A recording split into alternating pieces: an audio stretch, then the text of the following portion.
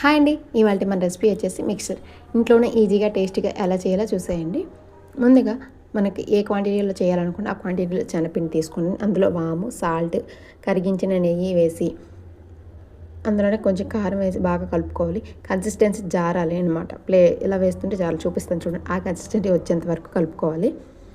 కారం పూస కోసం 1 కప్పు శనగపిండి, 1 కప్పు బియ్యం పిండి, ఇందులోనే కరిగించిన నెయ్యి, ఉప్పు, కారం, వాము నలిపి వేసుకోండి. వేసి చపాతీ పిండి కన్నా స్మూత్గా కలుపుకోవాలి. అప్పుడు ఈ పిండి అనేది ఈజీగా జారుతుంది. ఇక్కడ నేను చూపిస్తున్నట్టుగా ఇలా స్మూత్గా కలుపుకోవాలి. వేలు పెడితే దూరం అంత స్మూత్గా.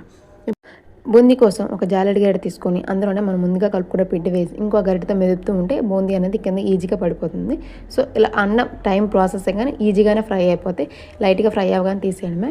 కారం పూస కోసం జంతికల గొట్టంలో అయితే వేసుకున్నాం. కారం పూస గొట్టం అయితే లేదు. అందులో వేసి ఇలా జంతికలా ఎలా తిప్పేసుకుంటే ఈజీగా అయిపోతుంది. ఇవి కూడా వేగంగానే ఫ్రై అయిపోతాయి. ఇందులో వేయడం కోసం పల్లీలు, ఇంకా దాల్పప్పు ఉంటే అటుకులు కూడా వేసుకోవచ్చు.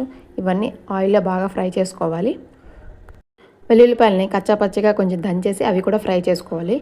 ఇందులోనే పచ్చి కరివేపాకు కూడా వేసి ఫ్రై చేసుకోవాలి. ఇవన్నీ కలిపి ఇప్పుడు ఒక దాంట్లో కలిపేసుకునే బూందీ, మనం కారం పూస చేసుకున్న కారం పూస, అటుకులు, వేయించిన పల్లీలు, దాల్పప్పు, వెల్లుల్లి రబ్బరు వేసి కరివేపాకు కూడా వేసి అన్నీ వేసి బాగా కలుపుకున్న తర్వాత ఇందులోనే రుచికి సరిపడా ఉప్పు, కారం వేసి బాగా కలుపుకోవాలి. ఇంతేనండి మిక్సర్ రెసిపీ.